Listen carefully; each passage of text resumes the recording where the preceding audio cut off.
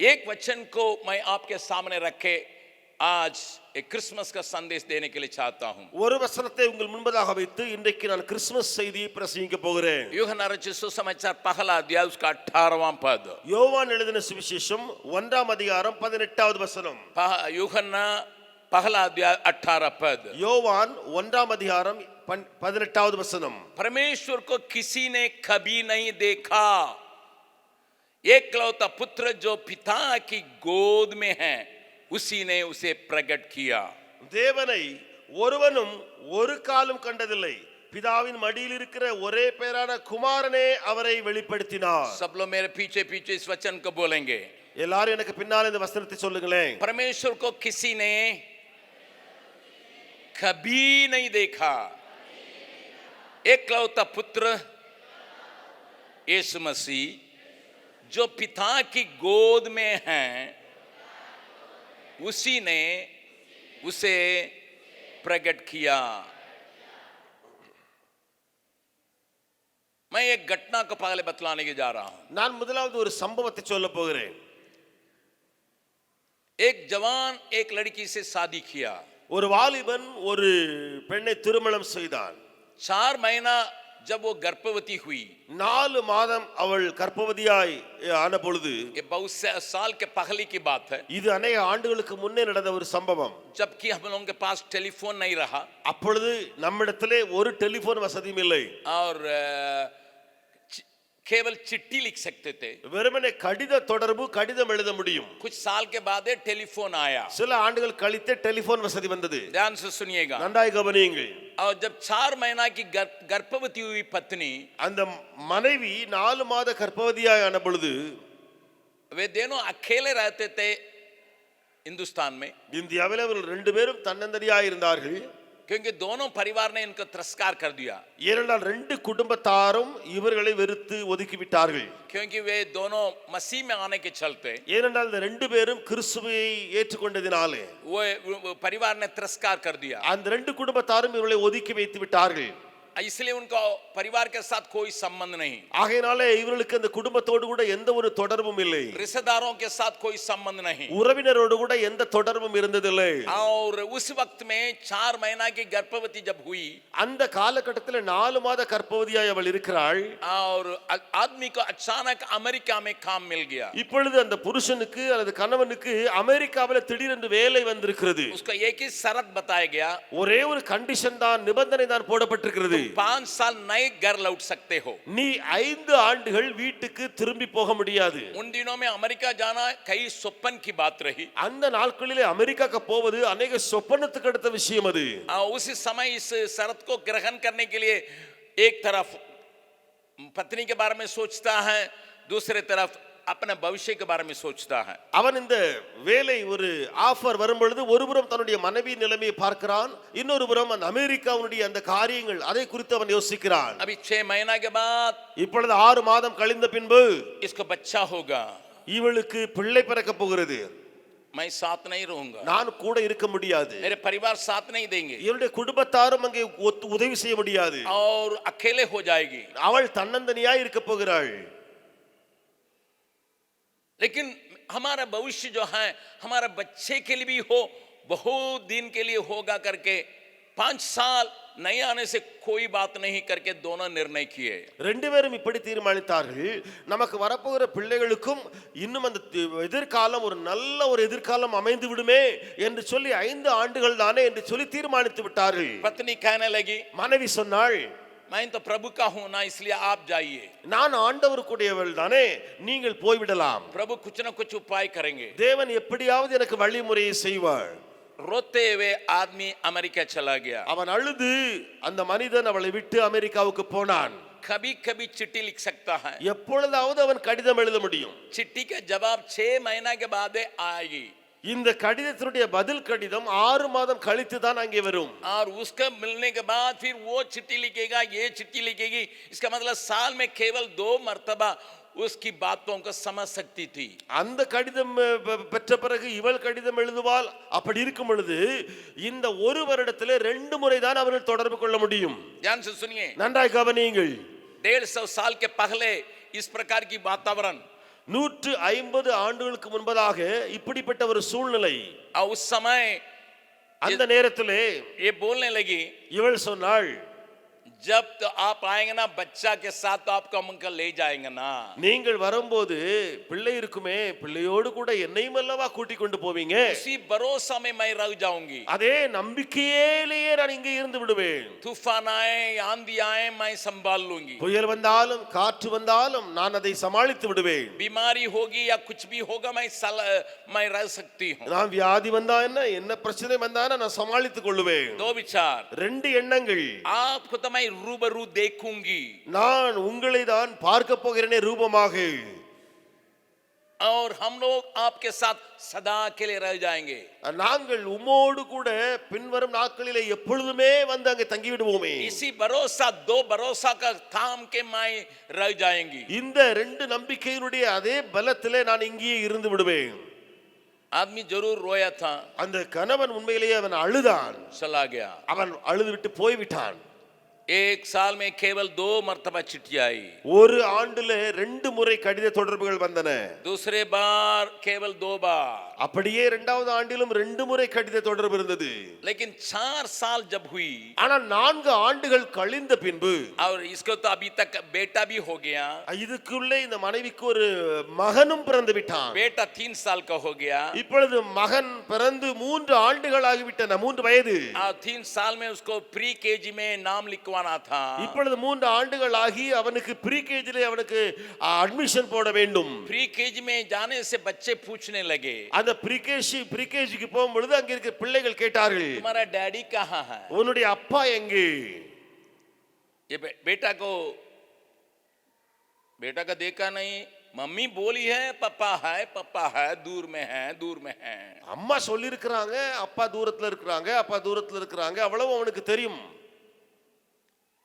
पहले दिन स्कूल से लौटा, முதல் நாள் அந்த ஸ்கூல்ல இருந்து அவன் வந்தான் வீட்டுக்கு. मम्मी सब कोई पूछते हैं तेरा बाप कहाँ है? அம்மா எல்லாரும் கேக்குறாங்க உன்னுடைய அப்பா எங்கன்னு சொல்லி. मैं क्या जवाब दूं? இப்பொழுது நான் என்ன பதில் சொல்லுவது? बोलना बेटा मेरा पापा आएंगे. நீ சொல்லணும் மகனே, என்னுடைய அப்பா வருவார் சொல்லு. मैं कुछ दिन के लिए स्कूल में पढ़ता हूँ, நான் கொஞ்ச நாட்களுக்கு மாத்திரம் தான் இந்த ஸ்கூல்ல படிக்கிறேன்னு சொல்லு. पापा आएंगे ले जाएंगे. அப்பா வருவாங்க, என்னை கூட்டி கொண்டு போயிருவாங்கன்னு சொல்லு. बेटा के अंदर उस पापा के बारे में बतलाने के लिए, माँ समझाने के लिए उसके पास कोई भी साधन नहीं था, केवल शादी का फोटो है. வெறுமனே திருமண போட்டோ தான் இருந்தது. அந்த திருமண போட்டோ தவிர அந்த அப்பாவை குறித்து அல்லது தன்னுடைய கணவனை குறித்து இந்த பையனிடத்துல சொல்லுவதற்கு வேற எந்த ஒரு பொருட்களுமே இல்லை. मेरी बात को थोड़ा ध्यान से सुनिए, आपको समझाने के लिए मैं इस कहानी को बतला रहा हूं. நான் உங்களுக்கு ஒன்றை புரிய வைப்பதற்காக இந்த கதையை சொல்லிக் கொண்டிருக்கிறேன், கவனத்தோடு கேளுங்கள்.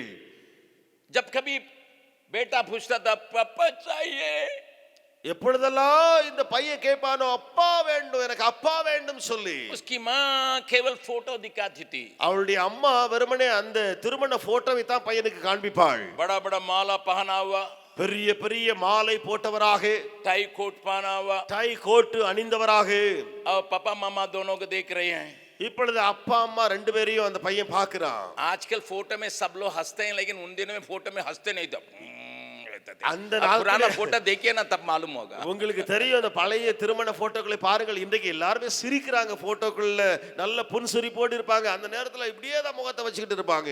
इसलिए ये बेटा के अंदर आ गया, मेरा पापा कोट सूट हमेशा पहने रहेगा, हमेशा माला के साथ चलेगा करके वो कल्पना कर लिया. ஆகையால இந்த பையனுக்குள்ள ஒரு எண்ணம், ஒரு கற்பனை, எப்படி என்னுடைய அப்பா எப்பொழுதுமே மாலா போட்டிருப்பார் போல கோட் சூட் தான் அணிந்து கொண்டே இருப்பார், டை அணிந்து கொண்டிருப்பார் என்று சொல்லி, और उसका चेहरा एकदम रहेगा, அவருடைய முகம் அப்படியே இருக்கும் என்று சொல்லி அவன் மனதில் எண்ணம் வந்திருக்கிறது. ये अपने बाप के बारे में इसी ने स्वप्न में ऐसे ही देखा. இவன் தன்னுடைய அப்பாவை குறித்து சொப்பனத்தில் இப்படியாக அவன் எண்ணிக்கொண்டிருக்கிறான். 5 साल होने पर था, 5 ஆண்டுகள் முடிகிற வேளையில पापा से चिट्ठी आई, அப்பாவிடத்திலிருந்து கடிதம் வந்திருக்கிறது.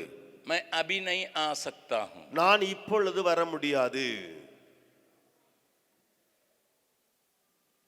हो सकता है बहुत दिन होगा, ஒருவேளை अनेक நாட்கள் பிடிக்கும். इसको पता नहीं चल रहा है. இப்பொழுது இந்த பையனுக்கு ஒண்ணுமே விளங்கல. क्यों नहीं आ सकता है? ஏன் வர முடியாது? बेटा इंतजार कर रहा है. மகனும் அங்கு காத்து கொண்டிருக்கிறான். वो किसी को देख के पापा कहने के लिए उसके पास ताकत नहीं है, யாரையும் பார்த்து அப்பான்னு கூப்பிடுவதற்கு அவனுக்கு சக்தி கிடையாது. पहचानेगा भी नहीं. அவன் அறிந்து கொள்ளவும் முடியாது. ये लिखी है, எழுதி क्यों नहीं आ सकते? மனைவி எழுதியிருக்கிறாள், ஏன் வர முடியாது உங்களால்? अभी बेटा का 4 साल होने जा रहा है. இப்பொழுது அந்த பையனுக்கு 4 ஆண்டுகள் ஆக போகிறது. इस बच्चा का गुण में परिवर्तन आया. இந்த பையனுடைய குணத்திலே மாற்றம் உண்டாக ஆரம்பித்தது. पापा को मैं देख नहीं सकता हूँ, அப்பாவை நான் பார்க்க முடியாமல் இருக்கிறேன். वो आएगा करके कहा जा रहा है. அவர் வருவார் என்று சொல்லி சொல்லப்பட்டு கொண்டே இருக்கிறது. कैसा पापा है? அது என்ன அப்பா அவரு? मेरा जन्म होके 4 साल हो गया, நான் பிறந்து 4 ஆண்டு ஆயிடுச்சு. वो आदमी कैसा रहेगा? அந்த மனுஷன் எப்படி இருப்பாரு? सिर्फ पापा के प्रति उसको गिरना आने लगा, ஆகையினால அப்பாவை குறித்து வெறுப்புணர்ச்சி வந்தது. गुस्सा आने लगा. கோபப்பட்டானவன். खाना माँ लाएगी बहुत प्यार से, அம்மா அன்போடு கூட சாப்பாடை கொண்டு வருவாள். थाली को उठा के फेंकता था. தட்டை தூக்கி வீசுவானவன். टेबल पर बैठा के खाना खिलाएगी, டேபிள்ல உட்கார வைத்து அவனை சாப்பாடு போடும் பொழுது अपना क्रिकेट बैट से टेबल को जो शीशा का था तोड़ देता था. அந்த கண்ணாடியால் செய்யப்பட்ட அந்த பிளேட் இருக்கிறதே, டேபிள் இருக்கிறதே, அதை அவன் தன்னுடைய கிரிக்கெட் மட்டையினாலே அடித்து உடைப்பான். माँ लिखने लगी, அம்மா எழுதினாள், आपके बेटा का गुण में बहुत परिवर्तन हो गया है. உங்களுடைய பையனுடைய குணத்திலே பெரிய மாற்றம் உண்டாகி விட்டதே. उसका रवैया ठीक नहीं है. அவனுடைய ஓட்டம் எல்லாம் சரியல்ல. इन बातों को सोच के समझ के उस बाप जो अमेरिका गया था उसको और दुख होने के चलते उसकी सारी चमड़ा सूख गए, ठीक से खाना नहीं खाया, दुबला हो गए, देखने लायक नहीं था. இந்த பையனுடைய இந்த காரியங்களையும் கேள்விப்பட்ட உடனே அப்பாவுடைய நிலைமை இன்னும் மோசமாகி துக்கத்தினாலே தோலெல்லாம் ஒட்டி மெலிந்து ஒலிந்து சுருங்கி போய் இருந்தார் அவர். किसी आर्टिस्ट के पास जाके मेरा चित्र का बनाइए, क्योंकि उन दिनों में जैसा आज सबके हाथ में कैमरा वैसा नहीं था. वो एक आर्टिस्ट के पास जाके मेरा चित्र को बनाइए, मेरा बेटा को दिखाना है करके वो सोचने समय वो सोचा था, अगर मैं दुबला पतला हो गया हूँ, मेरी पत्नी शायद मुझे चाहेगी नहीं, डर के मारे उसने कहा मैं अभी नहीं आ सकता हूँ. அந்த இந்த என்னுடைய மெலிந்த சரீரத்தை கொண்டு ஒரு போட்டோகிராஃபரை எங்கேயோ கொண்டு காண்பித்து இதை போட்டோ எடுத்து நான் அனுப்பி வைக்கும் பொழுது இதை பார்த்து என்னுடைய மனைவி எப்படி போவாள் என்று சொல்லி இதை வைத்து எண்ணிதான் அவன் எழுதியிருந்தான். இப்பொழுது நான் வர முடியாது. शायद बेटा ग्रहण कर सकता है, ஒருவேளை பையன் என்னை பார்த்து ஏற்றுக்கொள்வான், क्योंकि अभी तक देखा नहीं है. ஏனென்றால் இதுவரைக்கும் அவன் பார்க்கவே இல்லை. लेकिन पत्नी नहीं ग्रहण करेगी, ஆனால் மனைவி என்னை இந்த ரூபத்திலே அவள் ஏற்றுக்கொள்ள முடியாது. इसलिए उसने लिखा मैं 10 साल के बाद आऊंगा. ஆகையினாலே அவன் எழுதினான், நான் 10 ஆண்டுகளுக்கு பின்னாலே வருவேன். उस पत्नी की हालत क्या होता होगा, அந்த மனைவியினுடைய நிலைமை என்னவா இருக்கும் பாருங்கள். उस बेटा का हालत कैसा होता होगा. அந்த பையனுடைய நிலைமை என்னவா இருக்கும் என்று சொல்லி பாருங்கள்.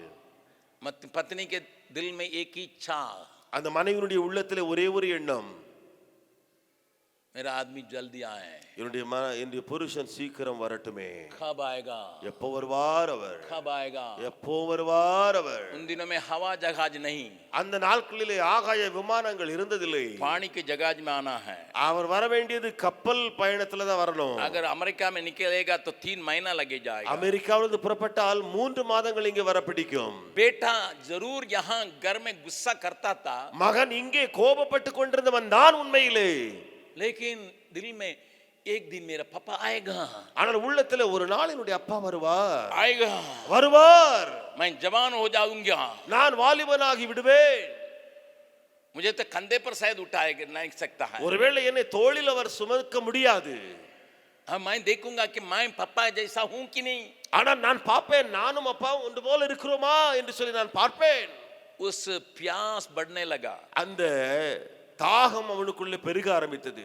उसको दिखाने के लायक அதை காண்பிக்கும் விதமாக 10 साल में एक काम उस बाप ने किया. அந்த 10 ஆண்டுகளுக்குள்ளே அந்த தகப்பன் ஒரு காரியத்தை செய்தான். क्या किया मालूम है? அவன் என்ன செய்தான் தெரியுமா? अपने दुख सुख इन सारी बातों सह के पत्नी को नहीं देख पा रहे हैं, अपने बेटा को नहीं देख पा रहे हैं, इसी दुख में जो सुकड़ गया था, इस शरीर को उसने ठीक करने के लिए कोशिश किया. இப்பொழுது அவன் துக்கப்பட்டு காரியங்களை கேள்விப்பட்டு மெலிந்து சுருங்கி போயிருக்கிற சரீரம் அதை சரி செய்வதற்காக அவன் முயற்சி எடுத்துக்கொண்டே இருந்தான். 10 साल लगा. 10 ஆண்டுகள் அதற்கு பிடித்தன. जब 10 साल लगा, 10 ஆண்டுகள் பிடித்த பின்பு पत्नी की चिट्ठी लिख रहा है. தன்னுடைய மனைவிக்கு அவன் கடிதம் எழுதுகிறான். अभी केवल पत्नी को नहीं, இப்பொழுது மனைவிக்கு மாத்திரமல்ல, बेटा भी 14 साल का हो गया. இப்பொழுது பையன் 14 ஆண்டுகளாகி விட்டான். लिख रहा, मेरा प्रिय बेटा, அவன் எழுதுகிறான், என்னுடைய பிரிய மகனே, मैं फलाना जहाज में तुम्हारे पास आने के लिए टिकट बुक कर लिया. நான் இந்த கப்பலிலே உன்னிடத்தில் வருவதற்கு டிக்கெட் புக் பண்ணிவிட்டேன். मैं रूबरू तुम्हें देखूंगा. நான் முகமுகமாய் வந்து பார்க்க போகிறேன். उस बेटा का कैसा लगता होगा? அந்த மகனுக்கு எப்படி இருந்திருக்கும் யோசித்து பாருங்கள். That is what exactly happened during the time of Christmas. அதுதான் கிறிஸ்துமஸ் காலகட்டத்திலே சரியாக உண்மையிலே நடந்த சம்பவம். मैं विश्वास करता हूं आप इस कहानी को नहीं भूलते होंगे. நான் விசுவாசிக்கிறேன் நீங்கள் இந்த கதையை ஒருபோதும் மறக்க முடியாது. लेकिन मैं अभी वचन में दिखाने के लिए चाहता ஆனால் हूं. இப்பொழுது நான் வசனத்திலே உங்களுக்கு காண்பித்து கொடுக்க விரும்புகிறேன். जब परमेश्वर ने उत्पत्ति की किताब में अपने को प्रकट किया था, ஆண்டவராகிய கர்த்தர் தேவன் ஆதியாகமத்திலே தன்னை வெளிப்படுத்தின போது अपना निकट दोस्त करके जिसको बुला रहा इब्राहिम से उसने कहा था, நெருங்கின நண்பனாக ஆபிரகாமை பார்த்து ஆபிரகாமிடத்தில் அவர் சொல்லிக் கொண்டிருந்தார். और 17वां अध्याय का पहला पद में यूं लिखा है, 17ஆம் அதிகாரம் 1ஆம் வசனத்தில் இப்படியாக எழுதப்பட்டிருக்கிறது. उत्पत्ति 17 अध्याय का पहला पद, ஆதியாகமம் 17 1ஆம் வசனம். जब अब्राम 99 बरस का हो गया, तब यहोवा ने उसको दर्शन देकर कहा, मैं सर्वशक्तिमान ईश्वर हूं, मेरी उपस्थिति में चल और सिद्ध होता जा. ஆபிராம் 99 வயதான போது கர்த்தர் ஆபிராமுக்கு தரிசனமாகி, நான் சர்வ வல்லமையுள்ள தேவன், நீ எனக்கு முன்பாக நடந்து கொண்டு உத்தமனாயிரு. मनुष्य जाति का परमेश्वर के बारे में क्या तस्वीर परमेश्वर ने प्रकट किया?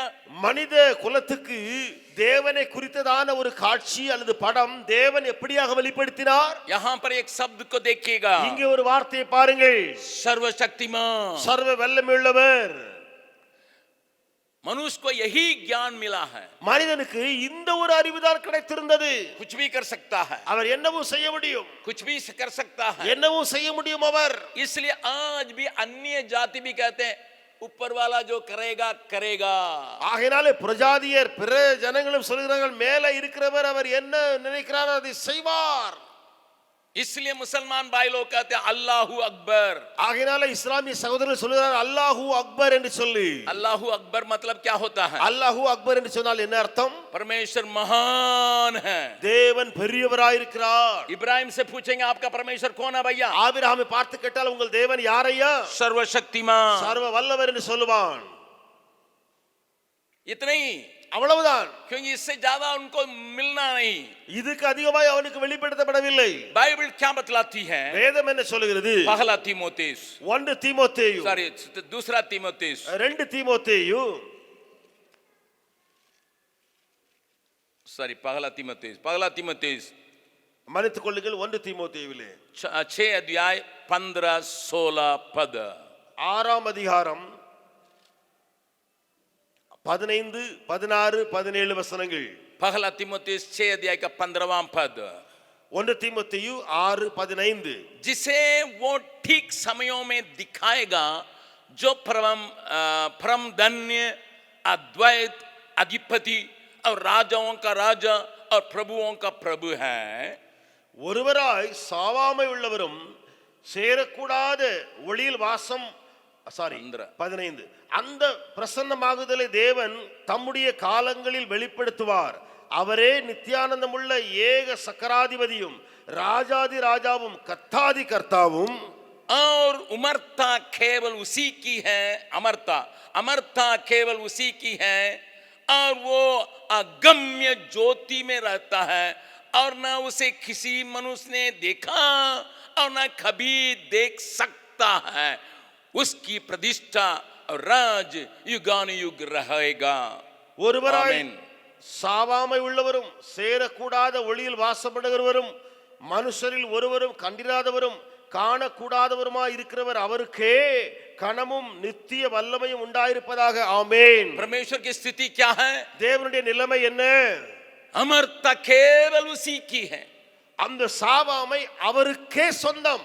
अगम्य ज्योति में रहता है जिसको कोई देख नहीं सकता. சேரக்கூடாத ஒளியில் வாசம் பண்ணுகிறவர் மனுஷரில் ஒருவரும் காணக்கூடாதவர். प्रभु के नाम की स्तुति महिमा होवे. தேவநாமத்துக்கு மகிமை உண்டாகட்டும்.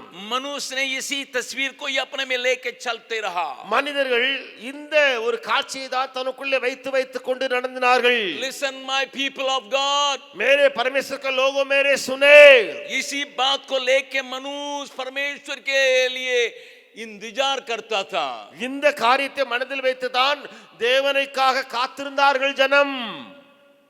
जब मूसा के समय में परमेश्वर ने अपने को प्रकट किया, மோசேயின் காலகட்டத்தில் தேவன் தன்னை வெளிப்படுத்தின போது नाम बतलाया यहोवा, சொல்லப்பட்டது யெகோவாவாகிய தேவன். अदोनाई. அதோனாய். अदोनाई का मतलब அதோனாய் என்று சொன்னால் हमारे पर राज्य करने वाला, நம்ம மேல ராஜ்யம் பண்ணுகிறவர் என்பது. वही हमारा राजा है, அவர்தான் நம்முடைய ராஜா, वही हमारा प्रभु है. அவர்தான் நம்முடைய ஆண்டவர். इतना जानकारी இவ்வளவுதான் சரிவிக்கப்பட்டது அவனுக்கு. जब प्रभु ने मूसा को 40 दिन अपना ऊपर बुलाया, மோசேயை தேவனாய கர்த்தர் 40 நாட்கள் மேலே மலையிலே கூட்ட போது उनको कहा गया है அவனுக்கு சொல்லப்பட்டது पहाड़ के निकट कोई नहीं आना, மலை சுற்றுப்புறத்துல யாரும் வரக்கூடாது, यहाँ तक कोई पशु भी नहीं आना, மிருகம் வரைக்கும் அது பக்கத்துல வரக்கூடாது. अगर कोई आएगा யாராவது வந்தால் उसको पथरवाह करके मुआ देना, அதை கல்லெறிந்து கொல்ல வேண்டும். चाहे पशु भी क्यों न हो, மிருகமாக இருந்தாலும் சரி उसको मारना है. அதை கொல்ல வேண்டும்.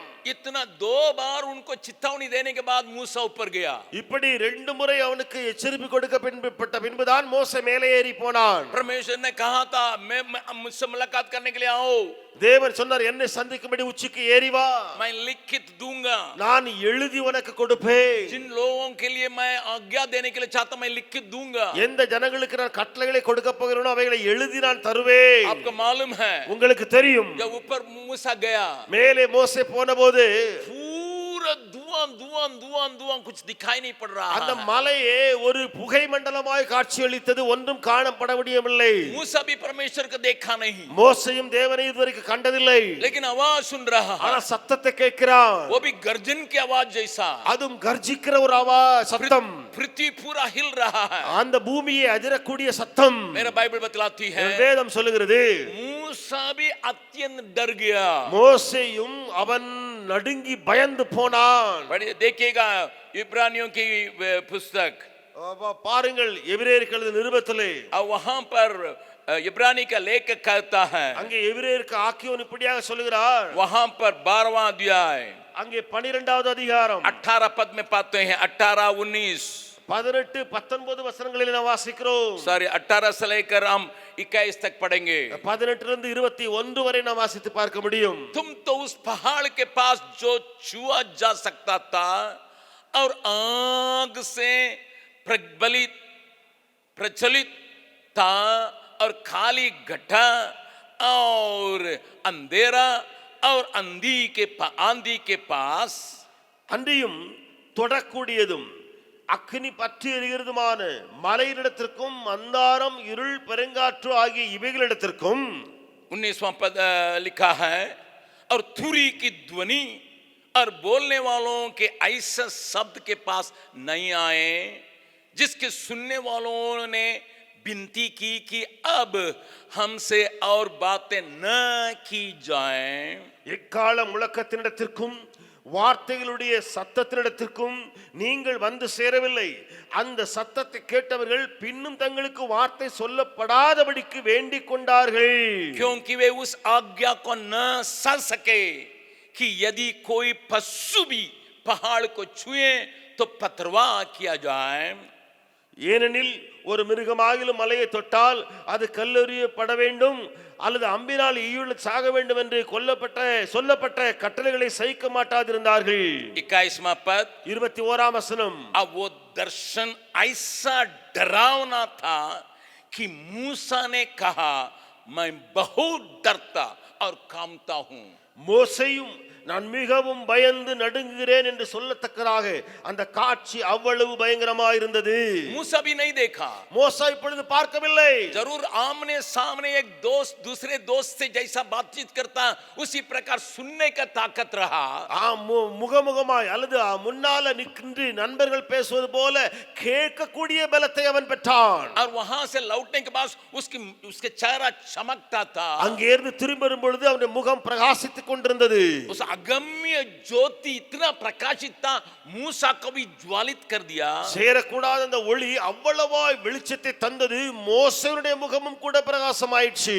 लोग और डरने लगे. ஜனங்கள் இன்னும் பயந்தார்கள். Listen, I am talking about our God. मेरी सुनिए, मैं हमारे परमेश्वर के बारे में बातचीत करता हूं. मनुष्य के अंदर घबराहट. மனிதனுக்குள்ளே கலக்கம். अरे भैया हमसे मूसा आप ही बात कीजिए, परमेश्वर सीधा हमसे बातचीत नहीं करें, इतना कहने लगा.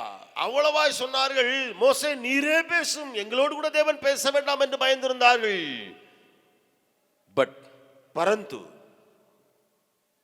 they failed to understand the heart of God. परमेश्वर के हृदय को वे समझने में हार गए. सर्वशक्तिमान है, सर्व वल्लवर அவர், डरावना है, பயப்படக்கூடியவர் அவர். उसकी आवाज गर्जन की नाई है. அவருடைய சத்தம் ஒரு பயங்கர முழக்கம் அல்லது கர்ச்சனை உள்ளது. पहाड़ पर उतरेगा पूरा धुआं धुआं हो जाएगा. அவர் மலையில இறங்கும் பொழுது மலையே ஒரு புகைக்காடாய் மாறிவிடும். पूरा पृथ्वी हिलेगा. முழு பூமியும் அதிரக்கூடிய காரியம்.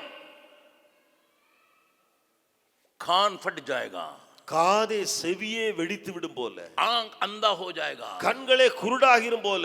इसलिए मनुष्य के अंदर ये विचार था, अगर मैं परमेश्वर को देखूं मैं मर जाऊंगा. ஆகையால மனிதனுக்குள்ள ஒரு எண்ணம் வந்து விட்டது, நான் தேவனை பார்த்தா நான் செத்து விடுவேன், நான் மரித்து விடுவேன். याकूब ऐसे ही कह रहा था. யாக்கோபு அப்படித்தான் சொன்னான். बाद में सिमसोन का बाप मनासे भी कहता मैंने परमेश्वर को देख ले मर जाऊंगा. அப்படியே பின்பதாக சிம்சோனுடைய தகப்பனாகிய மனாசே சொன்னான், நான் தேவனை கண்டேன், நான் மரித்து விடுவேன். मनुष्य की कल्पनाएं, मनुष्य की विचार इस प्रकार परमेश्वर के बारे में था. மனிதனுடைய எண்ணம், அவனுடைய காரியங்கள் இப்படித்தான் தேவனை புரிந்து வைத்திருந்தது. परमेश्वर की क्रियाओं को देख सका, தேவனுடைய கிரியைகளை கண்டார்கள். लेकिन परमेश्वर का हृदय को नहीं देख सका. ஆனால் தேவனுடைய உள்ளத்தையோ அவர்கள் காணவில்லை. बगल वाला का हाथ पकड़ के बोलिएगा, பக்கத்தில் கரங்களை பிடித்து சொல்லுங்கள், आप நீங்கள் कभी कभी சில நேரங்களிலே परमेश्वर का कामों को ही केवल देखना चाहते हैं, தேவனுடைய கிரியைகளை தான் காண விரும்புகிறீர்கள், हृदय को देखना नहीं चाहते हैं. ஆனா உள்ளத்தை பார்க்க விரும்புகிறதில்லை.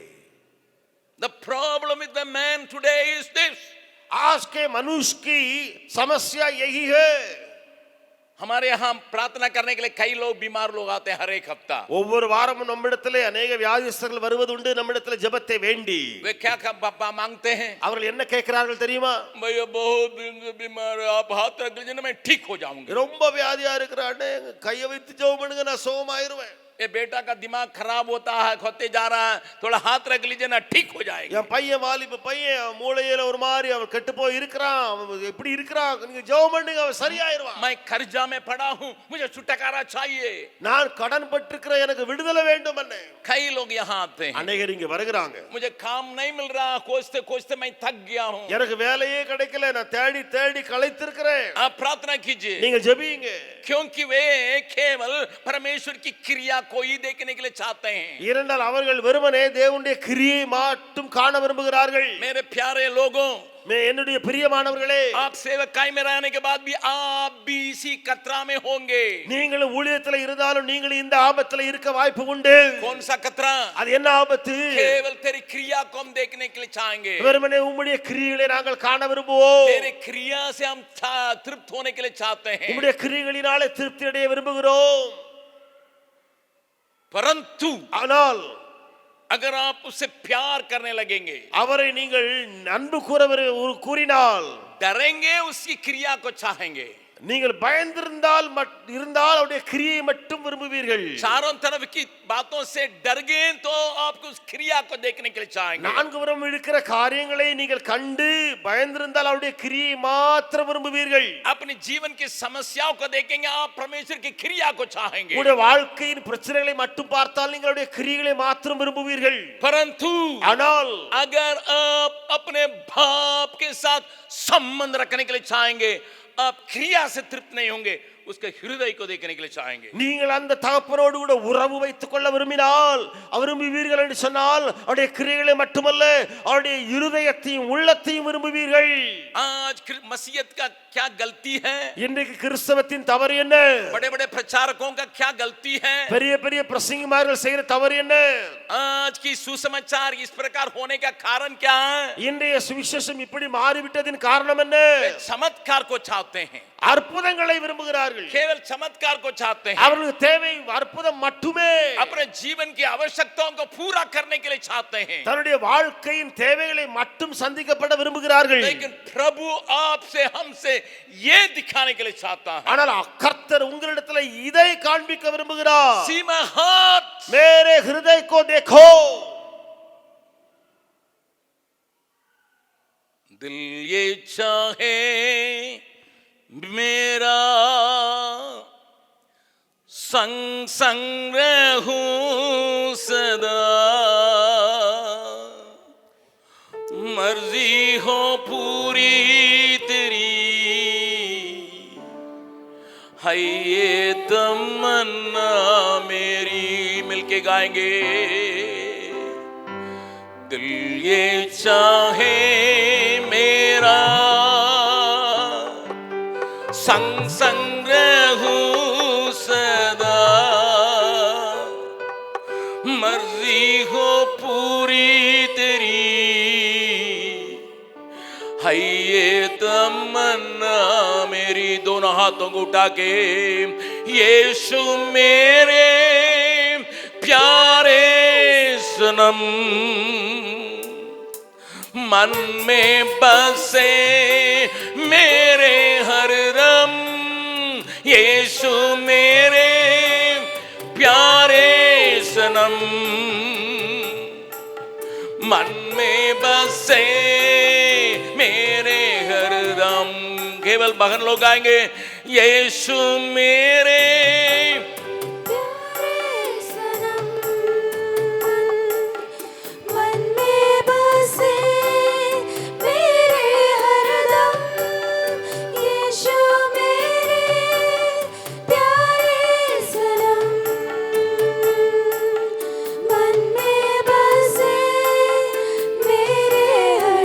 लोग आएंगे. यीशु मेरे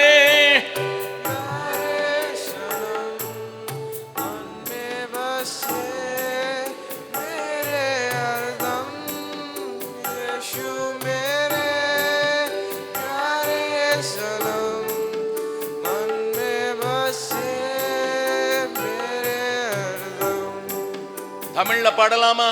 உம்மோடு இருப்பதுதான் உள்ளத்தின் வாஞ்சை ஐயா,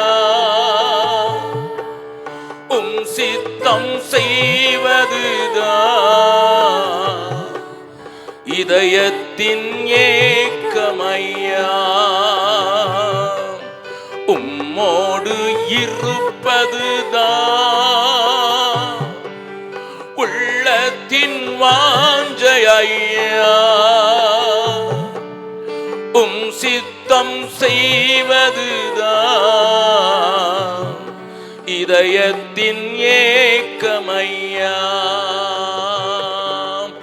ஏசையா உம்மைத்தானே என் முன்னே நிறுத்தி உள்ளேன். ஏசையா உம்மைத்தானே என் முன்னே நிறுத்தி உள்ளேன்.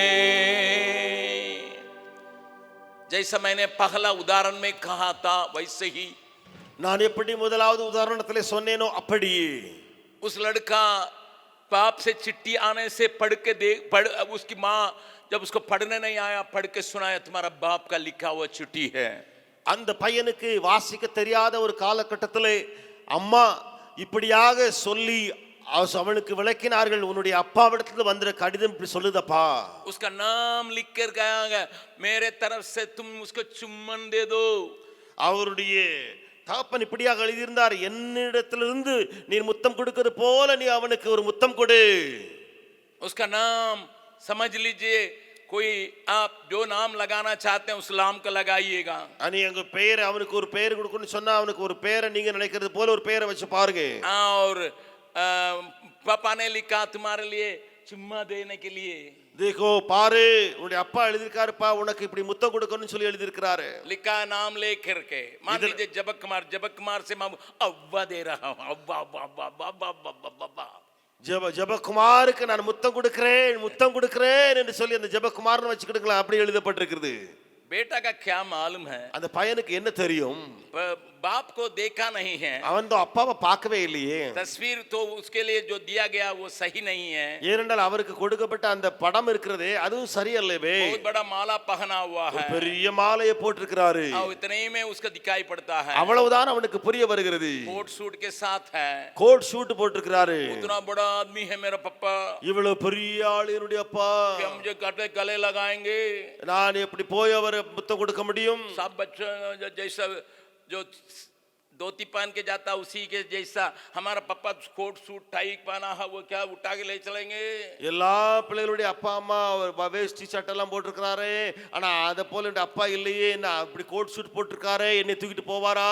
समझ में नहीं आया, அவனுக்கு புரியவே இல்லை. जब माँ ने यहाँ से चिट्ठी लिखी आपको देखे बिना आपका बेटा घर का सामान को तोड़ रहा, वहां से पापा लिख रहा है.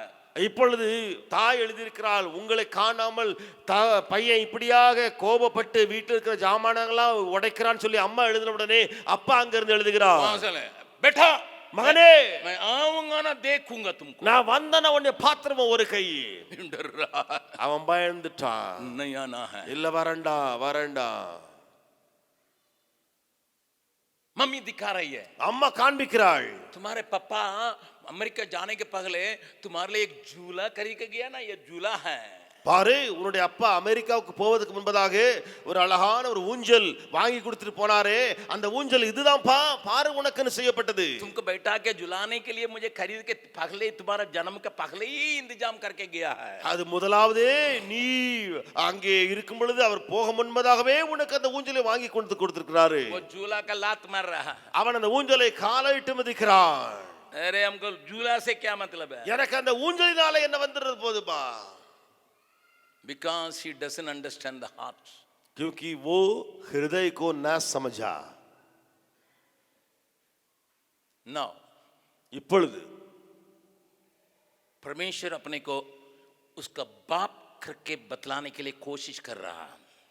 கர்த்தர் அவனுக்கு அவனுடைய தகப்பன் என்று சொல்லி புரிய வைக்க முயற்சி எடுக்கிறார். मेरे साथ खोलिएगा என்னோடு திறவுங்கள் व्यवस्था विवरण उसका 32वां अध्याय, உபாகமம் 32வது அதிகாரம் 6 पद, 6ஆம் வசனம்.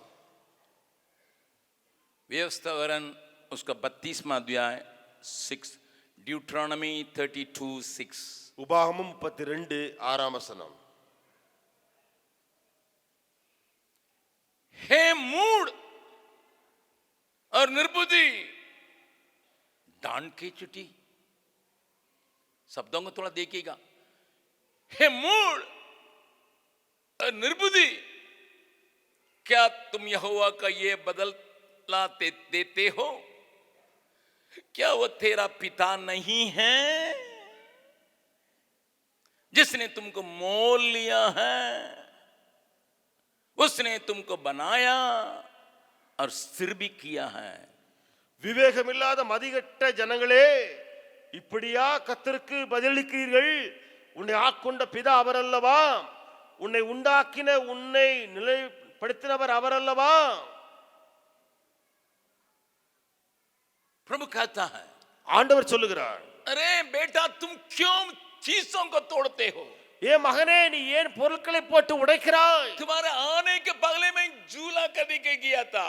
நான் நீ வரக்கு அல்லது பறக்கிறதுக்கு முன்பதாகவே ஊஞ்சலையும் வாங்கி விட்டு போனேனே. तुम्हारी मम्मी लिखी है तुम उसको लात मारा है.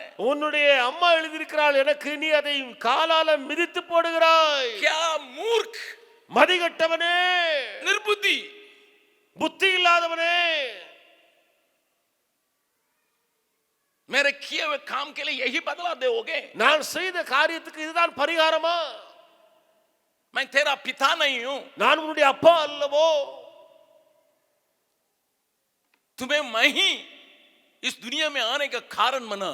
நீ இந்த உலகத்துல வந்து பிறப்பதற்கு நான் தானே காரணமாயிருந்தேன். मेरे दिया हुआ पैसा देके ही तुम्हारी माँ घर बना के तुमको वहां पर रखी है। என்னால கொடுக்கப்பட்ட பணத்தை வைத்துதான் நீ இருப்பதற்காக உன்னுடைய அம்மா ஒரு வீடை கட்டி வைத்திருக்கிறாள். मैंने तुम्हें सिर किया, நான் உன்னை தலையாக்கி இருக்கிறேன். उत्तम विद्यालय में तुम्हारा नाम लिखवाया, உயர்ந்த பள்ளிக்கூடத்துல உனக்கு பெயர் எழுதி வைத்திருக்கிறேன். क्या बदले में ये दोगे? அதுக்கு பதில் நீ கொடுக்கிறது இப்படியா? समझ में नहीं आया बेटा को। மகனுக்கு இன்னமும் புரியவே வரவில்லை. उसकी बना हुआ घर को देख रहा है, அவனால உண்டாக்கப்பட்ட வீட்டையும் அவன் பார்க்கிறான். उसके लिए तैयार किया हुआ झूला को देख रहा है, அவனால உண்டாக்கப்பட்ட அந்த ஊஞ்சலையும் பார்க்கிறான். उसकी क्रिया को देख रहा है, அவருடைய கிரியைகளை எல்லாம் பார்க்கிறான். लेकिन हृदय को नहीं समझा। ஆனால் உள்ளத்தையோ அவன் புரியவில்லை. That is a condition of the today's church. आज की कलीसियाओं की स्थिति यही है. They don't understand the heart of God. परमेश्वर के मन को ना समझती है. Listen sir, listen. கேளுங்கள், सुनिए. When I meditate upon this thought, it gives energizes me. जब मैं इस थॉट को मेडिटेट किया, अध्ययन किया, तो मेरे अंदर ताकत को मैंने पाई. Moses could hear the voice. मूसा ने उस शब्द को सुन सका. And the people of Israel received a letter from the Lord. लोग, इजरायली लोग परमेश्वर से लिखे हुए उस खत को पाए. But they didn't understand the heart of God. लेकिन वे परमेश्वर के मन को, हृदय को ना समझे. आज आप भी बाइबल पढ़ते होंगे, இன்னைக்கு நீங்களும் வேத வாசிக்கிறவர்களா இருக்கலாம். विश्वास करते होंगे परमेश्वर ने लिख कर दिया, வேதம் தேவனால் எழுதி கொடுக்கப்பட்டது என்று விசுவாசிக்கிறவர்களா இருக்கலாம். आपको नीचे स्तर से आपको कितना ऊपर रखा उसको आप देखे होंगे. நீங்கள் கீழே இருந்து எங்கே உயர்த்தப்பட்டிருக்கிறீர்கள் என்பதையும் நீங்கள் பார்த்திருக்கிறீர்கள். आपके पुराना स्थिति और आपके आज की स्थिति को आप कंपेयर करते होंगे. உங்களுடைய பழைய நிலைமை இன்றைய நிலைமையை நீங்கள் ஒப்பிட்டு பார்க்கக்கூடிய அளவு உண்டு. मैं क्या था, मैं क्या हूं, நான் என்னவா இருந்தேன், எப்படியா இருக்கிறேன். लेकिन कई लोग उसके बदले में इस प्रकार की जगह में आए हैं. ஆனால் अनेகர் அதற்கு பதில் கொடுக்கிற காரியம் இப்படிப்பட்ட நிலைமைக்கு வந்து விட்டார்கள். मूर्ख बन गए, அவர்கள் மதிகெட்டு விட்டார்கள். बुद्धिहीन हो गए. புத்தி இல்லாதவர்களாய் போனார்கள்.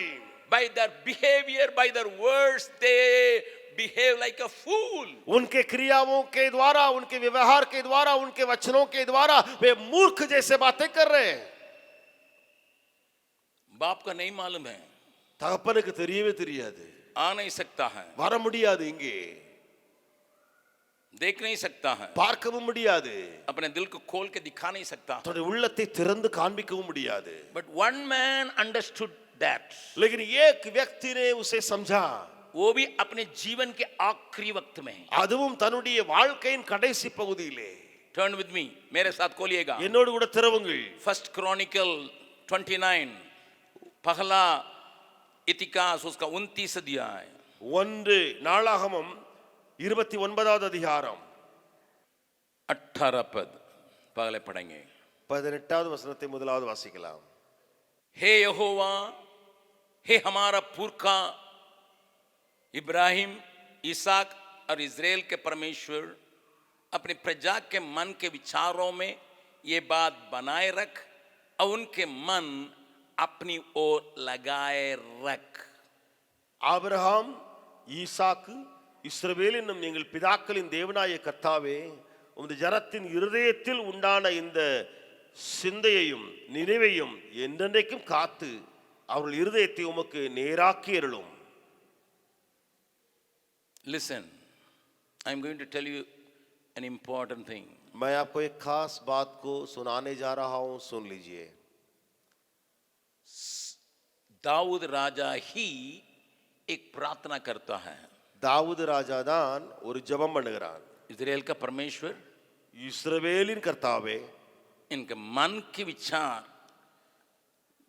बात बनाए रखने के लिए उनके मन को अपनी ओर लगाए रखने के दिल दीजिए.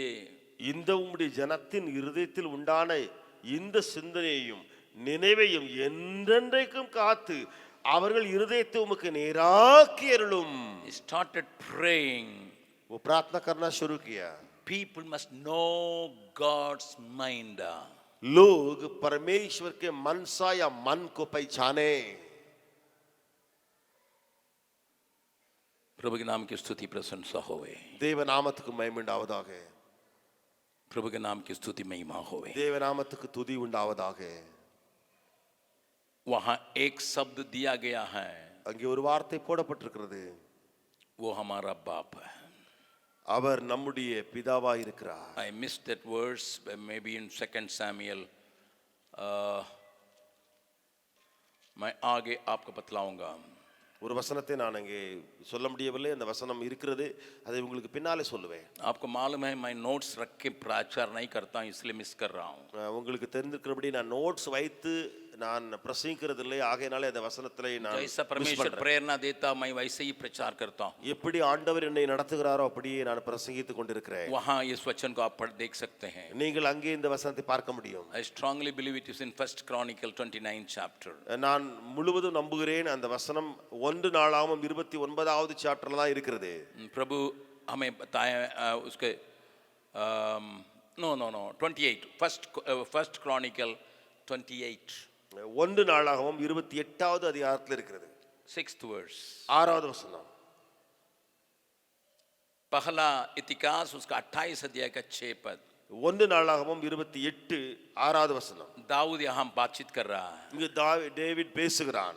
और उसने मुझसे कहा कि तेरा पुत्र सुलेमान ही मेरे भवन और आंगनों को बनाएगा, क्योंकि मैंने उसको चुन लिया है कि मेरा पुत्र ठहरे, मैं उसका पिता ठहरूंगा। அவர் என்னை நோக்கி, உன் குமாரனாகிய சாலமோனே என் ஆலயத்தையும் என் பிரகாரங்களையும் கட்டக்கடவன், அவனை எனக்கு குமாரனாக தெரிந்து கொண்டே நான் அவனுக்கு பிதாவாயிருப்பேன்। God wants to remind his people that his relationship with his people is father and children. परमेश्वर अपने लोगों से ये सिखाता है, ये दिखाता है कि ये लोग और मैं, ये बाप और मेरे बच्चे के रिश्ता है। केवल दाऊद समझ सका। இதை தாவீது மட்டும் அறிந்து கொண்டான்। क्यों? ஏன்? उसके माँ बाप ने उसको त्याग दिया। அவனுடைய பெற்றோர்கள் அவனை கைவிட்டார்கள்।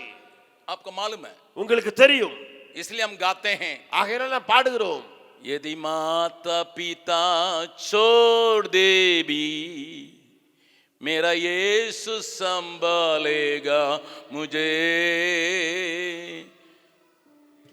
माता पिता, ताली बजा के गाएंगे, यदि माता पिता छोड़ दे भी मेरा यीशु संभालेगा मुझे।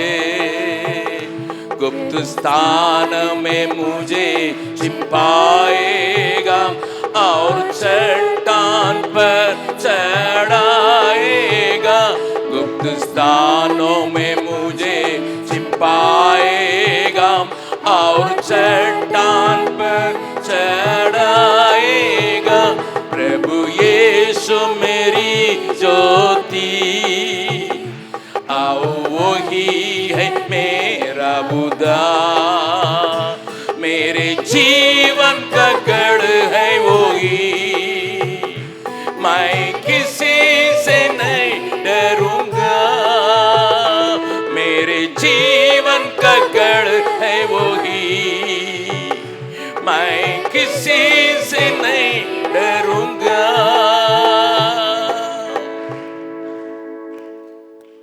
माता पिता छोड़ दिए, பெற்றோர் அவனை கைவிட்டார்கள்। उसका अपने पत्नी उसको त्याग दी, அவனுடைய சொந்த மனைவியே அவனை கைவிட்டாள்। आपको मालूम है, உங்களுக்கு தெரியும் அது।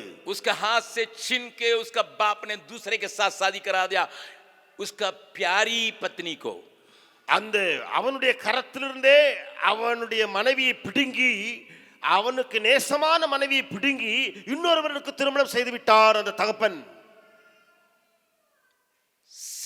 ससुर गिरना किए, அவனுடைய மாமனார் அவனை வெறுத்து தள்ளினார்। ससुर तो मारने के लिए चाहा, மாமனார் அடித்துக் கொள்ள விரும்பினார், அவன் தப்பினான்।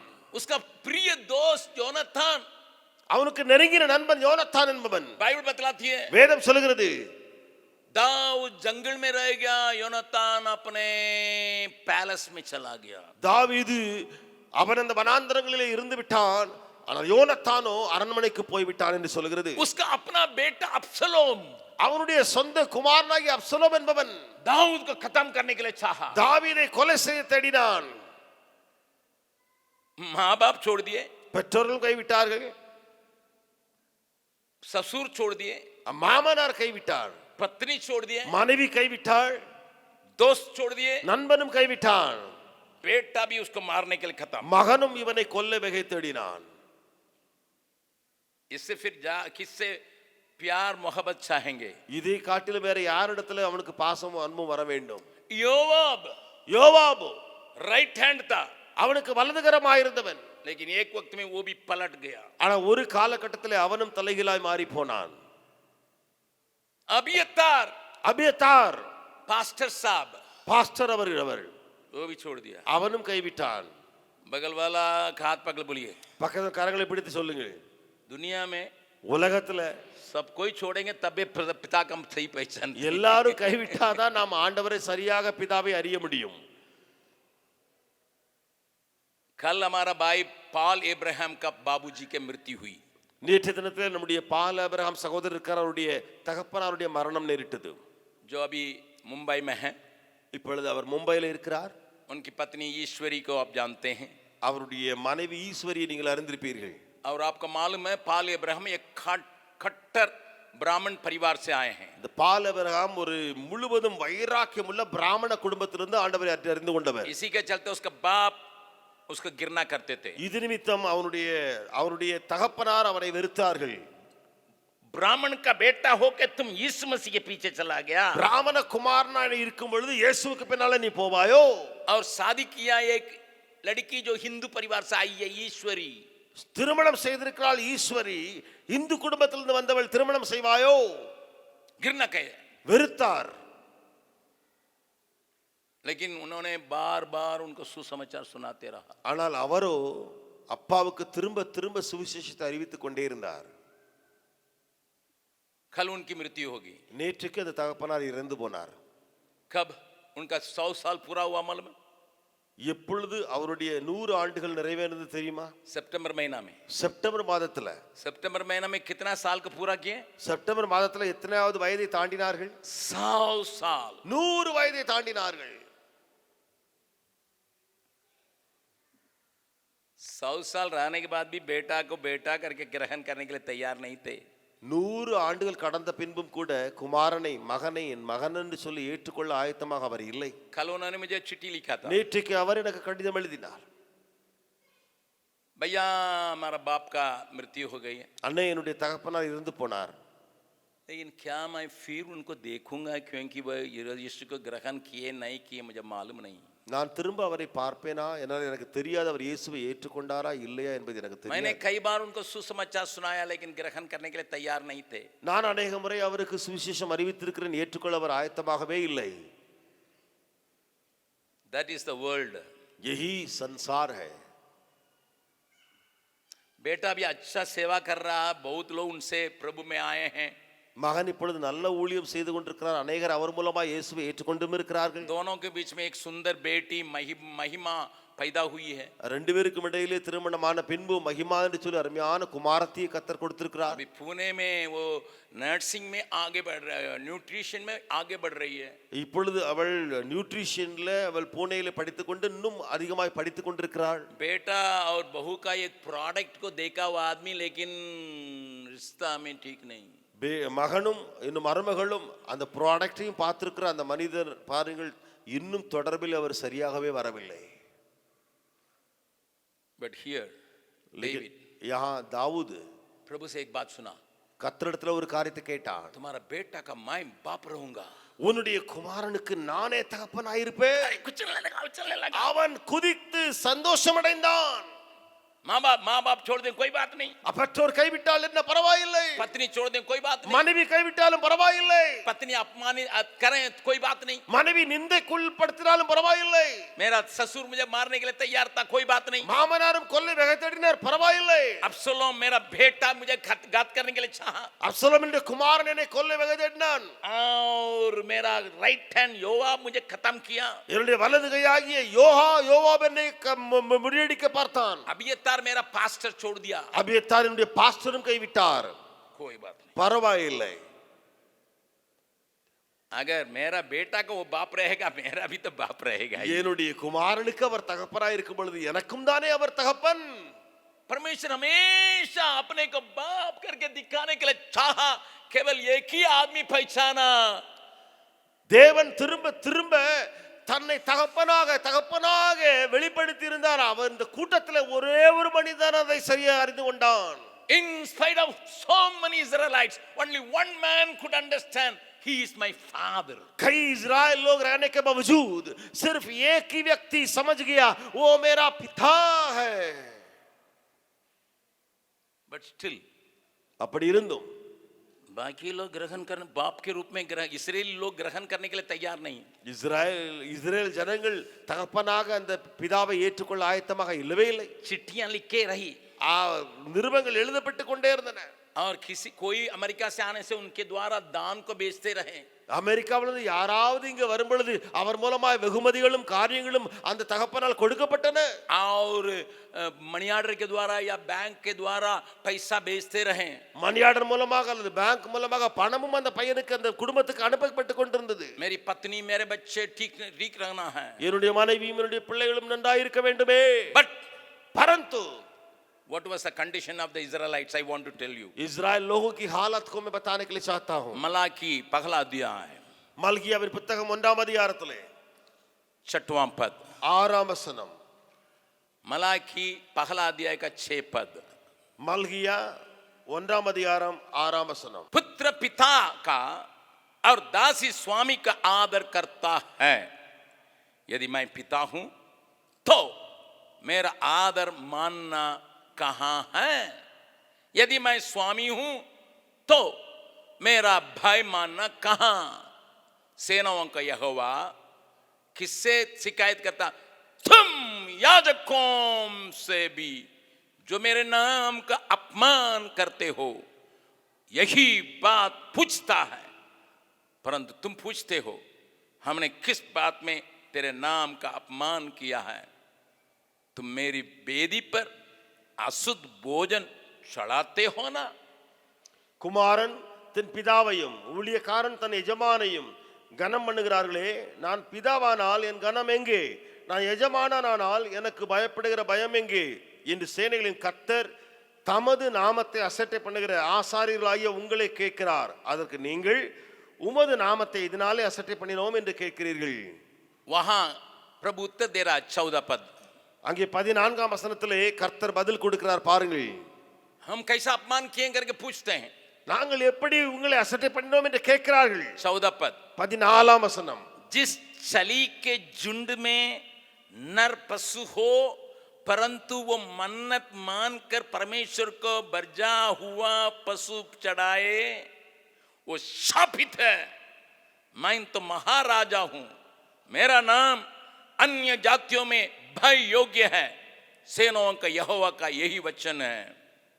தன் மந்தையில் கடா இருக்கையில் கெட்டுப்போனதை ஆண்டவருக்கு நேர்ந்து கொண்டு பலியிடுகிற கபடஸ்தன் சபிக்கப்பட்டவன். என் நாமம் ஜாதிகளுக்குள்ளே பயங்கரமாயிருக்கும், நான் மகத்துவமான ராஜா என்று சேனையில் கத்த சொல்லுகிறார். Let me ask a question. मैं एक प्रश्न पूछूं अभी.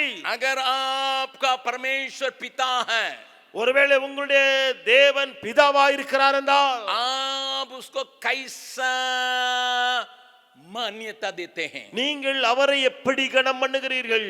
प्रभु कुछ पता है. தேவனே அங்கே கேட்கிற காரியத்தை பாருங்கள். तुम्हारा झुंड में अच्छा अच्छा पशु पालन पोषण किया हुआ पशु है, உன்னுடைய கூட்டத்திலே நன்றாய் மேய்ச்சல் உள்ள பசுக்கள் உண்டே, परंतु ஆனால் तुम நீயோ लंगड़े लूले अंधे पशुओं को चढ़ाते हो, நீ ஊனமானதையும் முடமானதையும் எனக்கு பலி செலுத்த வருகிறாயே.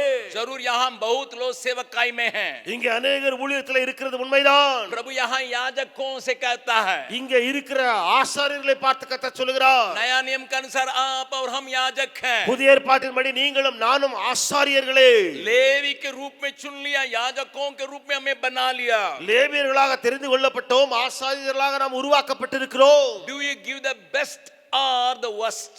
आप बेस्ट को देते हैं या वर्स्ट को देते हैं? How do you honor God? परमेश्वर को किस प्रकार सम्मान करते हैं? You keep the best for you and give the worst for God. आप बेस्ट को ले लेते हैं और जो वर्स्ट परमेश्वर को दे देते हैं क्या? Turn with me to Proverbs, नीति वचन 3 अध्याय। நீதிமொழிகள் 3ஆம் அதிகாரத்திலே 9 और 10 पद। 9-10 வசனங்கள். 9 और 10 पद। 9-10 வசனங்கள். अपनी संपत्ति के द्वारा अपनी भूमि की पहली उपज दे देकर यहोवा की प्रतिष्ठा करना। உன் பொருளாலும் உன் எல்லா விளைவின் முதல் பலனாலும் கர்த்தரை கனம் பண்ணு. तब इस प्रकार तेरे कत्थे भरे और पूरे रहेंगे और तेरे रस कुंडों से नया दाखमधु उमड़ता रहेगा। அப்பொழுது உன் களஞ்சியங்கள் பூரணமாய் நிரம்பும், உன் ஆலைகளில் திராட்சரசம் புரண்டோடும். आप अपने को जांचिए। நீங்கள் உங்களை சோதித்தறியுங்கள். Do you give the first and best to God? क्या आप बेस्ट और फर्स्ट को परमेश्वर के लिए देने वाले हैं? प्रभु कहता है, கர்த்தர் சொல்லுகிறார், तुम्हारे कुंड भरे रहना है, உன்னுடைய களஞ்சியம் நிரம்பி இருக்க வேண்டுமா? तुमको एक काम करना है। நீ ஒரு காரியம் செய்ய வேண்டும். Offer me the first and the best. आपके लिए जो बेस्ट और फर्स्ट है उसको मेरे लिए दे दो. मैंने इस बात को बहुत दिन के बाद ये सीखा था। நான் இந்த காரியத்தை अनेक ஆண்டுகளுக்கு பின்பு தான் கற்றுக்கொண்டேன். मैंने पहले सोचा दशमांश दे देने से ठीक है। முதலாவது நினைத்தேன் தசம பாகம் கொடுத்தால் சரியாக விடும் என்று. फिर मैंने सोचा था 20% दे देंगे ठीक है। திரும்ப நினைத்தேன் 20% கொடுத்து விடலாமே. लेकिन एक दिन परमेश्वर ने मुझे मार के सिखाया। ஆனா ஒரு முறை கர்த்தர் என்னை அடித்து கற்றுக் கொடுத்தார். जबकुमार, अगर तू मुझे प्रसन्न करने के लिए चाहते हो, நீ என்னை பிரியப்படுத்த விரும்பினால், अगर तू मुझे बाप करके पुकारते हो, நீ என்னை தகப்பன் என்று நீ அழைக்கிறாயா என்றால், तुम्हें फर्स्ट एंड बेस्ट को देना पड़ेगा। நீ எனக்கு ஃபர்ஸ்ட் பெஸ்ட் கொடுக்க வேண்டும். उसी दिन से मेरा जीवन बिल्कुल उलट गया। அந்த நாளில் என்னுடைய வாழ்க்கை முழுவதுமாய் தலைகீழாய் மாறி போய்விட்டது. Even today I give the best for God, I give the first one thing for God. இன்றைக்கும் கூட நான் கர்த்தருக்காக பெஸ்டையும் ஃபர்ஸ்டையும் கொடுத்து கொண்டிருக்கிறேன். मैंने अपना पगला उठाव को दिया, நான் என்னுடைய முதல் குமாரனை கொடுத்தேன். लेकिन जाके बेड़क से तुम पगला उठा है इसको, ना बेटा से नहीं कहा, मन में दिए, मैं और रूपा दिए हैं।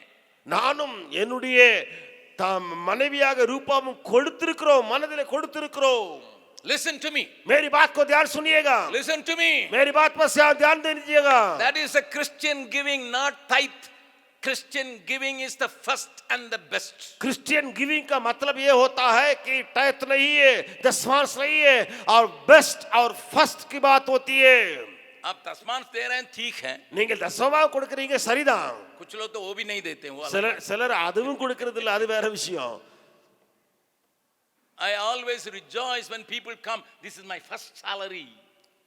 நான் சந்தோஷப்படுகிறது உண்டு, ஜனங்கள் வந்து என்னுடைய ஃபர்ஸ்ட் salary என்று என்னுடைய கரத்துல நீட்டும் பொழுது बहुत आनंदित होता हूं. अनेक சந்தோஷப்படுகிறது உண்டு. நான் इस वचन के अनुसार उनके कत्थे भरे रहेंगे. இந்த வசனத்தின்படி அவருடைய களஞ்சியங்கள் எல்லாம் நிரம்பி இருக்கும். बाइबल बतलाती है संपूर्ण तौर से भरे रहेंगे. வேதம் சொல்கிறது சம்பூரணமாய் களஞ்சியம் நிரம்பி இருக்கும். लेकिन मैं यहां रुकना नहीं चाहता. ஆனால் இங்கே நான் நின்று விடவில்லை. लोग जो है परमेश्वर को पिता करके नहीं माने थे, ठीक है मालिक है थोड़ा बहुत दे देगा. ஜனங்கள் பிதாவென்று சொல்லி அறியாமல் இருந்தாலும் சரி, எஜமானா இருக்கிறாரே கொஞ்சமாவது கொடுத்துடுவார் என்று சொல்லி எண்ணம் கொண்டிருக்கலாம். Now God wants to reveal himself as your father. இப்பொழுது கர்த்தர் அவரை உங்களுக்கு பிதாவாக ரிவீல் பண்ண விரும்புகிறார். Only way, ஒரே ஒரு காரியம், only way, ஒரே ஒரு வழிதான். I will give my only begotten son who is the image of me. நான் என்னுடைய ஒரே பேரான குமாரன் என்னுடைய முழு ரூபத்தையும் பெற்றிருக்கிறானே அவனையே கொடுக்க போகிறேன். क्या लिखा है? அதுல என்ன எழுதி இருக்கிறது? मैं अंत कर रहा हूं 5 मिनट में. நான் 5 நிமிடத்துல முடிக்க போகிறேன். आगे मैं प्रचार करना शुरू करूंगा 12 बजे तक मैं प्रचार करूंगा. நான் பிரசங்கம் பண்ண ஆரம்பித்தேன்னு சொன்னா 12 மணி வரைக்கும் பிரசங்கம் பண்ணி கொண்டே I'm இருப்பேன். so excited for Jesus. நான் இயேசுவை கண்டு பார்த்து முழுவதுமாய் சந்தோஷப்படுகிறேன். कोलोसियों की पहला अध्याय கொலோசியர் 1ஆம் அதிகாரம் 15वां पद 15ஆம் வசனம் 14 पद से पढ़िएगा तब आपको मालूम होगा. 14 வாசித்தால் உங்களுக்கு தெரிய வரும். जिसमें हमें छुटकारा अर्थात पापों की क्षमा प्राप्त होती है, वो अर्थात यीशु तो अद्वैत परमेश्वर का प्रतिरूप और सारी सृष्टि में पहला उठा है. குமாரனாகிய இயேசுவுக்குள் அவருடைய இரத்தத்தினாலே பாவ மன்னிப்பாகிய மீட்பு நமக்கு உண்டாயிருக்கிறது. அவர் அதரிசமான தேவனுடைய ஸ்தர் ரூபமும் சர்வ சிருஷ்டிக்கு முதல் பேரானுமாயிருக்கிறார். मेरा यीशु अद्वैत परमेश्वर का प्रतिरूप है, इसलिए यीशु को उसने देखे बार बार लोगों से कहा मेरा पिता मेरा पिता मेरा पिता. தேவனுடைய தர் ரூபமாய் அந்த இயேசு இருக்கிறதுனாலே சர்வ சிருஷ்டிக்கு முந்தின பேருமானவர் அந்த இயேசுவை பார்த்து சொன்னார், ஜனங்களுக்கு அறிவித்தார், இவர்தான் பிதாவாகிய என்னை கொண்டு வருகிறவர், இவர்தான் பிதாவாகிய என்னை வெளிப்படுத்துகிறவர். यूहन्ना रचित सुसमाचार का पढ़िएगा. நீங்கள் யோவான் எழுதின சுவிசேஷத்தை வாசித்து பாருங்கள். बार बार यीशु एक ही बात को कहता, पिता पिता पिता पिता पिता पिता, हर बात में पिता पिता पिता. ஆண்டவராய் இயேசு கிறிஸ்து ஒவ்வொரு காரியத்திலும் திரும்ப திரும்ப பிதா பிதா பிதா பிதா என்று சொல்லுகிறார். लोगों ने आके पूछा कैसा प्रार्थना करना है. ஜனங்கள் வந்து கேட்டார்கள் எப்படி விண்ணப்பம் செய்ய வேண்டும். हे स्वर्गीय पिता, சோ பரலோகத்தின் பிதாவே என்று ஆரம்பியுங்கள். गाएंगे केवल उस लाइन को. அந்த வெறுமனே அந்த லைனை பாடலாமா? हे स्वर्गीय पिता हो धन्यवाद हो तेरी स्तुति आराधना. हे स्वर्गीय पिता हो धन्यवाद हो तेरी स्तुति आराधना. करता समर्पण आत्मा जीवन तेरी आराधना में तन मन धन. करता समर्पण आत्मा और जीवन तेरी आराधना में तन मन धन. प्रार्थना करने के लिए भी सीखा, पिता करके पुकार. ஜெபம் பண்ண கற்றுக் கொடுத்தார். பிதாவே என்று சொல்லி கூப்பிடு. पिता पिता पिता कहने से चेलों के अंदर भी एक प्यास पैदा हुआ. பிதா பிதா என்று சொல்லி இயேசு சொல்லிக்கொண்டே இருந்ததினாலே சீஷர்களுக்குள்ளேயும் அந்த பிதாவை குறித்து ஒரு தாகம் உண்டாயிற்று. इसलिए 12 चेलों में से एक जन फिलिप्पुस क्या कहता देखिएगा 14 अध्याय यूहन्ना रचित सुसमाचार 14 अध्याय. ஆகையினாலே 12 சீடர்களிலே ஒருவனாகிய பிலிப்பு என்ன சொல்கிறான் என்று பாருங்கள். யோவான் 14ஆம் அதிகாரத்திலே 8वां पद को पढ़िएगा. 8ஆம் வசனத்தை வாசியுங்கள். फिलिप्पुस ने उससे कहा, हे प्रभु पिता को हमें दिखा दे, यही हमारे लिए बहुत है. பிலிப்பு அவரை நோக்கி, ஆண்டவரே பிதாவை எங்களுக்கு காண்பியும், அது எங்களுக்கு போதும் என்றான். हिंदी में बहुत है करके लिखा है, तमिल में लिखा वो काफी है. இந்தியிலே அது எங்களுக்கு அதிகமானது என்று சொல்லி சொல்லப்பட்டிருக்கிறது. பிதாவை காண்பிப்பது. ஆனா தமிழ்ல அது எங்களுக்கு போதும் என்று சொல்லி வந்திருக்கிறது. We want to see the Father. हम देखना चाहते हैं हमारे पिता को. लोगों के अंदर एक प्यास को पैदा कर दिया. இது ஜனங்களுக்குள்ள ஒரு தாகத்தை உண்டு பண்ணி விட்டது. यीशु जब आया, இயேசு வந்தபோது पिता पिता पिता पिता पिता. आप बाइबल में मार्क करना है, आज यूहन्ना रचित सुसमाचार को इस सप्ताह के अंदर पढ़िएगा, जहां जहां पिता पिता पिता पिता आ रहा है, थोड़ा थोड़ा उसको अंडरलाइन करते जाइएगा, आपको ताजुब होगा कितने बार यीशु पिता पिता करके कहता है. நீங்கள் நோட் பண்ண விரும்பினால் இந்த வாரத்துக்குள்ளே, இந்த கடைசி வாரத்துக்குள்ளே யோவான் எழுதின சுவிசேஷம் இருக்கிறதே, அதிலே ஒன்றிலிருந்து முதல் வசனத்திலிருந்து முழு அதிகாரங்கள் எல்லாவற்றையும் வாசித்து பாருங்கள். பிதா பிதா என்று வருகிற அந்த காரியங்களை நோட் பண்ணிக்கொண்டே வாருங்கள், அண்டர்லைன் பண்ணிக்கொண்டே வாருங்கள். எத்தனை முறை என்று சொல்லி நீங்கள் நோக்கி பாருங்கள். फिलिप्पुस पूछ रहा है, பிலிப்பு கேட்கிறான், हम लोगों को पिता को दिखा दीजिए, பிதாவை எங்களுக்கு காண்பியும் ஆண்டவரே, हमारे लिए वो बहुत है. எங்களுக்கு அது போதுமாய் இருக்கும். Jesus came and created a thirst for the Father. यीशु आए और उस पिता के प्रति प्यास को लोगों के अंदर पैदा किए.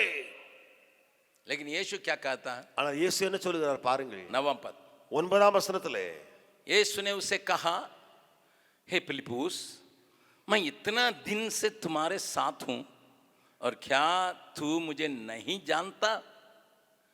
जिसने मुझे देखा है उसने पिता को देखा है. அதற்கு இயேசு, பிலிப்புவே, இவ்வளவு காலம் நான் உங்களுடனே கூட இருந்தும் நீ என்னை அறியவில்லையா? என்னை கண்டவன் பிதாவை கண்டான். बगल वाला का हाथ पकड़ के बोलिए, பக்கத்துல கரங்களை பிடித்து சொல்லுங்கள். क्रिसमस की आराधना में आप आए हैं. கிறிஸ்துமஸ் ஆராதனையில் நீங்க வந்திருக்கீங்க. इस प्रकाश आपको मिलने पाए. இந்த வெளிப்பாடு உங்களுக்கு கிடைப்பதாக. जो कोई यीशु को देखा है, யாரெல்லாம் இயேசுவை கண்டிருக்கிறார்களோ वो पिता को देखा है. அவர்கள் பிதாவை கண்டிருக்கிறார்கள். अजीब रोशनी में रहने वालों को देखा है. அங்கே முழுவதுமாய் அந்த சேரக்கூடாத ஒளியிலே வாசம் பண்ணுகிறவரை கண்டு விட்டார்கள். I am so happy. मैं अति खुश हूं. Now I have seen the Father. क्योंकि मैंने मेरे पिता को अब देख लिया. क्योंकि मैंने यीशु को देखा. ஏனென்றால் நான் இயேசுவை பார்த்து விட்டேன். यीशु में पिता को देखा. இயேசுவிலே நான் பிதாவை கண்டு விட்டேன். पिता में यीशु को देखा. பிதாவிலே இயேசுவை கண்டேன். कोयला में आग है या आग में कोयला है? நிலக்கரியில நெருப்பு இருக்குதா இல்ல நெருப்புல நிலக்கரி இருக்குதா? कोयला में आग है, आग में कोयला है. मैंने यीशु को पिता में देखा, पिता में यीशु को देखा. நான் இயேசுவை பிதாவிலே கண்டேன், பிதாவை இயேசுவிலே கண்டேன். मैं अंत कर रहा हूं. நான் முடிக்கிறேன். कल हमारा स्कूल फंक्शन में लोगों ने एक गीत को गाया, हमारे बच्चों ने. நம்முடைய பிள்ளைகள் நேற்று ஸ்கூல் ஃபங்க்ஷன்ல ஒரு பாடலை பாடினார்கள். ये गीत मुझे क्रिसमस गीतों में सबसे ज्यादा पसंद गीत है. இந்த கிறிஸ்துமஸ் பாடல்களில் எனக்கு அதிகமாய் மிகவும் பிடித்த பாடல் ஒன்று இது. मेरी डिड यू नो, मेरी डिड यू नो, मरियम क्या तुम जानती हो. मेरी डिड यू नो, मरियम क्या तुम जानती हो. उसमें आखिरी लाइन ये लिखा है, அதுல கடைசி லைன்ல வருகிறது, जब तुमने यीशु को चुम्मा दिया, पिता को चुम्मा दिया. நீ இயேசுவை முத்தம் கொடுக்கிற போது நீ பிதாவையே முத்தம் கொடுக்கிறாய் என்று சொல்லி உனக்கு தெரியும். मरियम को कितना, आप अभी देखिएगा, ये एक बालक है, पिता ही यहाँ पर चले आया, उसको चुम्बन देते समय आई किस माय गॉड. இப்பொழுது பாலகனாக இருக்கிறார் இயேசு, பிதாவே பாலகனாக இருக்கிறார். மேரி மரியம் முத்தம் கொடுக்கும் பொழுது நான் என்னுடைய தேவனை முத்தம் கொடுக்கிறேன். गरीब है, ஏழ்மையில் இருக்கிறார். गरीब आदमी से शादी हुई है. ஒரு ஏழையான மனுஷனை திருமணம் செய்திருக்கிறாள். मैं इस गीत को बीते दिनों में गाया था, अभी मुझे गाने का मन करता है. கடந்த நாட்களில் நான் பாடினேன், இப்பொழுது பாடுவதற்கு மனது வருகிறது பாடலை. जब मैं झूला में था, 2 महीना का 3 महीना का बेटा था, நான் 2 மாதம் 3 மாத குழந்தையாய் அந்த ஊஞ்சலிலே அல்லது தொட்டிலே இருக்கும் பொழுது मेरी माँ इसको गाते हुए मुझे झूला हिलाती थी. என்னுடைய தாய் இந்த பாடலை பாடி என்னுடைய தொட்டிலே ஆட்டி கொண்டிருந்தாள். ஏது கழுகிறாய் நீ, ஏழை மாது நான் என்ன செய்வேன், கூதல் அடிக்கிறதோ பாலா குளிரும் பொறுக்கலையோ, தந்தைக்கு தச்சு வேலை மாதாயும் ஏளியவளே, இந்த சங்கடத்தில் பாலா என்ன மை உண்டு. इस गीत का अर्थ है பாடல் அர்த்தம் இப்படியா இருக்கிறது. तेरा बाप एक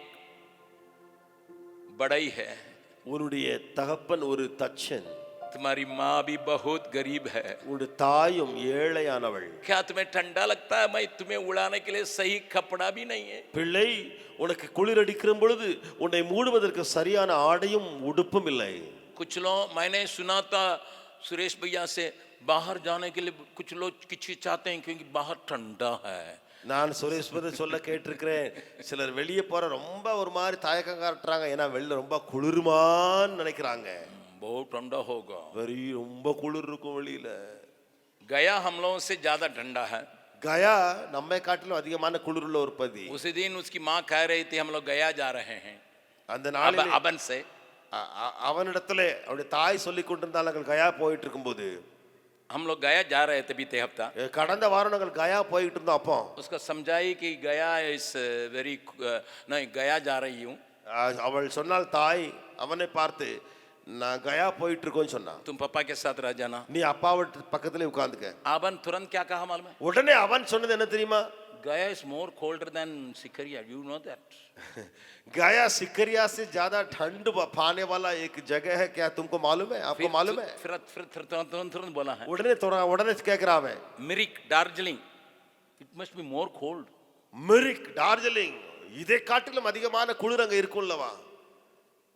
हम लोग गया में रहने वालों को या दरभंगा में रहने वालों के साथ एक रात बिताने के लिए, जो जिंदगी भर वहाँ रहते हैं उनके पास जाके एक रात रहने के लिए आपको ठंडा लग जाएगा, छाती में खांसी आ जाएगा और सर्दी पकड़ेगा. बाप रे बाप.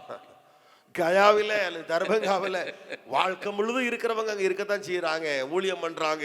ஆனா நாம ஒரு நாள் தங்குவதில்ல. ஐயோ எனக்கு நெஞ்சு சளி வந்துடும், மூக்கு சளி வந்துடும், அங்கே போய் எப்படி இருக்குன்னு சொல்லிட்டு நம்ம பதறோம். लेकिन तुम्हें अपने बाप से मिलाने के लिए, ஆனால் உன்னை அந்த தகப்பனோடு சேர்த்துக்கொள்ள, ஐக்கியம் கொள்ள வைக்க, बाप को तुम्हें दिखाने के लिए, அந்த தகப்பனை உனக்கு காண்பிக்க, मेरा यीशु इस संसार में, என்னுடைய இயேசு இந்த உலகத்திலே गरीब रूप में आया, அவர் ஏழை கோலம் எடுத்தார், ताकि तुम धनी हो जाओ.